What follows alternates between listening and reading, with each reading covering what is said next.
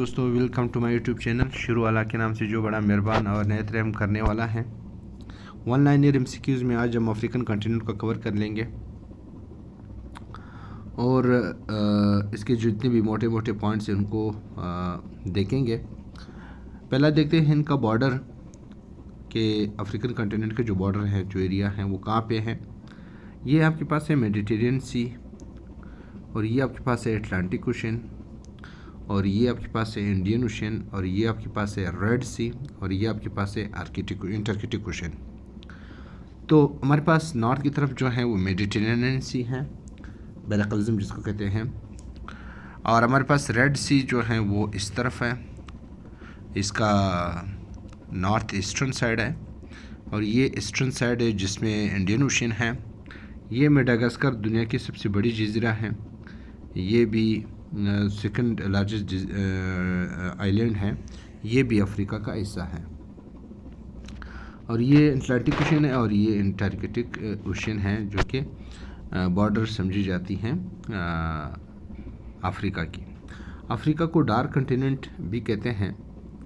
Dark continent इसलिए कहते हैं कि ये एजुकेशनली बहुत बैकवर्ड है, और दुनिया के सबसे ज़्यादा ममालिक वो भी अफ्रीका में पाए जाते हैं। अफ्रीका की जो पॉपुलेशन है वो 16.72% है दुनिया की टोटल पॉपुलेशन का। पहला पर जो हमारे पास एशिया है उसके 60% है, जबकि अफ्रीका का 16.72% है, 72% है। इसकी जो लार्जेस्ट कंट्री है वो एरिया के हवाले से अल्जीरिया है। 2008 तक ये सूडान जो थी वो लार्जेस्ट कंट्री थी, ये ठीक है। फिर जब सूडान दो हिस्सों में तकसीम हो गया, साउथ सूडान और नॉर्थ सूडान बना, सूडान और साउथ सूडान बना, तब जो है ये अल्जीरिया जो है लार्जेस्ट कंट्री बन गई। सेशल्स यहाँ पे एक छोटी सी जजीरा है, ये अफ्रीका की सबसे छोटी कंट्री है, स्मॉलेस्ट कंट्री है। लेकिन पॉपुलेशन के हिसाब से सेशल्स जो है वो स्मॉलेस्ट कंट्री है, और पॉपुलेशन के हिसाब से नाइजीरिया जो है वो लार्जेस्ट कंट्री है, इसकी पॉपुलेशन सबसे ज़्यादा है। Seychelles are smallest country by population. Africa's highest point in Kilimanjaro in Tanzania.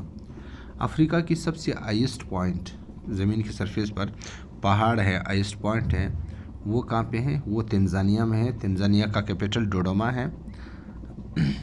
ये आपके पास तंजानिया है, ठीक है। यहाँ पे सबसे लार्जेस्ट हाईएस्ट पॉइंट पॉसिबल है, हाईएस्ट कंटिनेंट के हाईएस्ट पॉइंट किलिमंजारो कहलाता है, वो यहाँ पे है। आपको देख रहे हो, ये आपके पास इक्वेटर लाइन है, ठीक है, ये भी यहाँ से गुजरा है। अक्सर एग्ज़ाम में क्वेश्चन आता है कि अफ्रीका की किन कंट्रीज से जो है इक्वेटर लाइन गुजरता है। तो एक हो गया केन्या, एक हो गया कांगो, ठीक है ना, और एक हो गया आपके पास गैबन और गिनी बसाओ। ये कंट्रीज़ हैं अफ्रीका के जिनसे इक्वेटर लाइन गुजरता है। इक्वेटर लाइन वो लाइन है जो अर्थ को 2 बराबर हिस्सों में तकसीम करता है। अच्छा, इसके बाद दुनिया का सबसे जो हमारे पास डेज़र्ट है, हॉट डेज़र्ट है, जहाँ पे गर्मी है, गर्मी की वजह से जो डेज़र्ट है, डेज़र्ट उस जगह को कहते हैं जहाँ 25 मिलीमीटर से कम बारिश होती है थ्रू आउट द ईयर, ठीक है ना, 25 मिलीमीटर से। तो ये जो हमारे पास सारा डेज़र्ट है वो इन ममालिक में है। ऑलमोस्ट सारा डेज़र्ट जो है वो 13 कंट्रीज़ को कवर करती है। ज़मीन के सरफेस पर सारा डेज़र्ट जो है वो 3rd लार्जेस्ट डेज़र्ट है, मतलब इंटरकेटिक डेज़र्ट को भी मिला के, आर्कटिक डेज़र्ट को भी मिला के। लेकिन वो वेट डेज़र्ट है, खुश्की वाला जो डेज़र्ट है, जो हॉट डेज़र्ट है, वो पहले नंबर पर सारा डेज़र्ट है। ओवरऑल डेज़र्ट के हिसाब से सारा तीसरे नंबर पर है, जबकि हॉटेस्ट डेज़र्ट के हिसाब से, जहाँ पे ज़्यादा गर्मी होने की वजह से डेज़र्ट है, वो सारा जो है वो पहले नंबर पर है। इन कंट्रीज़ में आता है Egypt, Sudan, Chad, Nigeria, Libya, Algeria, Tunisia, Morocco, Western Sahara, Mauritania, Senegal, Cape Verde island के साथ जो कंट्री है गैम्बिया, और गिनी बसाओ। ये कंट्रीज़ आते हैं सारा डेज़र्ट में, ठीक है। और यहाँ पे जो हमारे पास लॉन्गेस्ट लेक है वो भी, दुनिया का लॉन्गेस्ट लेक भी अफ्रीका में है। वो ये है हमारे पास, ये 900 किलोमीटर तक ये लेक है, ठीक है, लंबाई के हिसाब से, इसलिए उसको कहते हैं कि longest lake of the world, lake Tanganyika. इसके ऊपर रिचर्ड बर्टन ने एक किताब भी लिखी थी इसके ऊपर। तो इसके बाद हम आते हैं दरिया नील, ठीक है। नाइल के हवाले से क्वेश्चन आते हैं अक्सर। दरिया नील जो है या नाइल जो है वो लेक विक्टोरिया से स्टार्ट लेता है और अपोजिट डायरेक्शन में वाइड रिवर फ्लो करता है, मेडिटेरियन सी में अलेक्जेंड्रिया के मुकाम पर ड्रॉप होता है, ठीक है। कहाँ से स्टार्ट लेता है? लेक विक्टोरिया से स्टार्ट लेता है, मेडिटेरेनियन सी में अलेक्जेंड्रिया के मुकाम पर ड्रॉप होता है। ये वाइड रिवर है जो अपोजिट डायरेक्शन में फ़्लो करता है। यहाँ आपके पास दो किस्म के वो है रिवर्स हैं नाइल के हवाले से। एक है आप देख रहे हो वाइट नाइल, दूसरा आप देख रहे हो ब्लू नाइल। ब्लू नाइल जो है इथियोपिया से आता है और वाइट नाइल जो है वो लेक विक्टोरिया से आता है, जो कि स्टार्टिंग पॉइंट है दरिया नील का। और ये दोनों फिर खर्तूम के मुकाम पर, जो कि सूडान का दारुलहुकूमत है, मुस्लिम सूडान का दारुलहुकूमत है, जो साउथ सूडान है, अभी फिर से पीछे जाते हैं। ये आपके पास आपको नज़र आ रहा है कि हमारे पास दो सूडान है, एक साउथ सूडान है और एक सूडान है। ये जो सूडान है ये मुस्लिम है और ये जो साउथ सूडान है ये क्रिश्चियंस का है, ठीक है। साउथ सूडान का कैपिटल जोबा है और सूडान का कैपिटल खर्तूम है। तो ये जो दरिया नील है ये खर्तूम के मुकाम पर आपस में मिलते हैं, ठीक है ना। तो ये आपका पॉइंट है जहाँ पे ये दोनों आपस में मिलते हैं। ये और ये वाइड रिवर है जो अपोजिट डायरेक्शन में फ़्लो करता है, यानी साउथ से नॉर्थ की तरफ फ़्लो करता है। इसकी जो लंबाई है वो हमारे पास 6695 किलोमीटर है और इसकी एवरेज डिस्चार्ज जो है वो 3.1 मिलियन लीटर्स हैं दरिया नील की।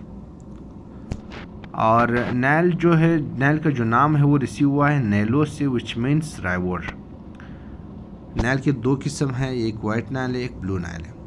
The second highest waterfall Tugela waterfall in Africa, दुनिया का सेकेंड हाइस्ट वाटरफॉल ये भी अफ्रीका में है। पहला जो वाटरफॉल है वो हमारे पास वेनेजुला में है, 979 मीटर है और ये 839 मीटर है। यहाँ पे आप देख रहे हो अफ्रीका जो दुनिया के 70% कोकाबीन जो है वो प्रोड्यूस करती है, ठीक है। ये कोकाबीन ये अफ्रीका में, और 2018 तक अफ्रीका जो है वो लार्जेस्ट गोल्ड प्रोड्यूसिंग कंट्री भी थी। यहाँ के ब्यूटीफुल कंट्री भी अफ्रीका, साउथ अफ्रीका ही है। ये हो गए आपके पास जो मोस्ट इम्पॉर्टेंट क्वेश्चंस थे अफ्रीका के हवाले से।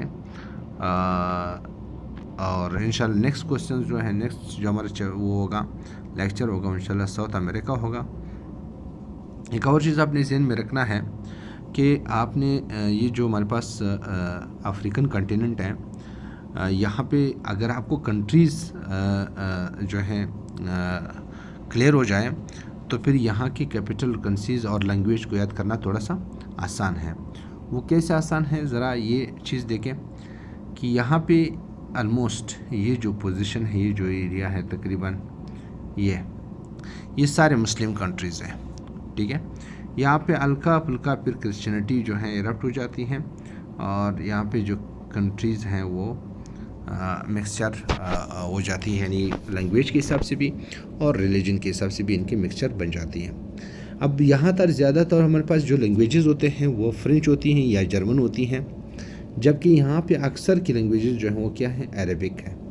और यहाँ की जितनी भी रिलीजन है वो हमारे पास इस्लाम है, सबकी रिलीजन जो है इस्लाम है, और यहाँ की जो सबकी रिलीजन हमारे पास क्रिश्चियनिटी है। अच्छा, तो यहाँ पे दो इम्पॉर्टेंट चीज़ें बहुत मशहूर होते हैं, अक्सर एग्ज़ाम में क्वेश्चन भी आते हैं इस हवाले से कि केप ऑफ गुड होप, ठीक है, केप ऑफ गुड होप, ये आपके पास केप ऑफ गुड होप है। नेक्स्ट में हम देखते हैं केप ऑफ गुड होप, ये आपको नज़र आ रहा है कि ये केप ऑफ गुड होप है। बेसिकली वास्को डी गामा ने जब वहाँ से स्टार्ट लिया था यूरोप से, तो यहाँ पे जब आया था तो इसको ये पॉइंट नज़र आया था कि इस तरफ से कोई और समंदर भी है। तो जब ये इधर पहुँचा, इसको ये समझ आया, इसको ये ख्याल आया कि शायद इस तरफ कोई और समंदर भी है, तो उसको एक ओप नज़र आया कि कोई और समंदर भी मुझे मिलेगा। यानी इसका मतलब ये है कि कोई ज़मीन का जो एक हिस्सा है वो इस तरह मुकम्मल रास्ते में रुकावट नहीं बनी हुई है, बल्कि एक ओपन पाथ और भी है। तो इसको फिर आपने उस वास्को डी गामा ने नाम दिया था केप ऑफ गुड होप, ये बहुत मशहूर है। दूसरा चीज़ जो मशहूर है वो ये है कि ऑरेंज ऑफ अफ्रीका, ये जो ये पॉइंट जो है इसको कहते हैं ऑरेंज ऑफ अफ्रीका। अफ्रीका की ऑरेंज कहते हैं, यानी ऑरेंज जो है वो सिंह को कहते हैं, अफ्रीका की जो सिंह है वो ये पॉइंट है। तो यहाँ पे जो कंट्री है वो सोमालिया है, लिहाजा पीछे जाते हैं देखते हैं कि वाकई यहाँ पे कौन सी कंट्री है, सोमालिया है। ये देखो आपके पास ये कंट्री जो है ये सोमालिया है। तो आपको ये कंट्रीज़ याद होनी चाहिए कि ये एरिट्रिया है, सूडान है, इथियोपिया है, केनिया है, युगांडा है, तंजानिया है, ज़िम्बिया है, बोत्सवाना है, साउथ अफ्रीका है, Namibia, Angola, Congo, Cameroon, Togo, Nigeria, Cote d'Ivoire और Ghana, Benin, Guinea Bissau, Burkina Faso, Gambia, Mauritania, Western Sahara, Morocco, Algeria, Libya, Tunisia और इजिप्ट। ये कंट्रीज़ आपको मालूम होनी चाहिए। और इसकी पर कैपिटल करेंसीज जो है याद रखना, लैंग्वेज, रिलीजन याद रखना आसान रहता है। आई होप कि आप जितने भी क्वेश्चंस थे वो हमने कवर कर लिए, जितने भी इंपॉर्टेंट क्वेश्चंस थे वो हो गए। अपनी दुआओं में मुझे याद रखिएगा और बेहतरी के लिए हर वक्त दरवाज़े खुले रहते हैं आप लोगों की सजेशंस की। इंशाल्लाह मैं इस पर काम करूँगा, आप लोगों को शिकायत का कोई मौका नहीं दूँगा। थैंक यू, अल्लाह हाफ़िज़।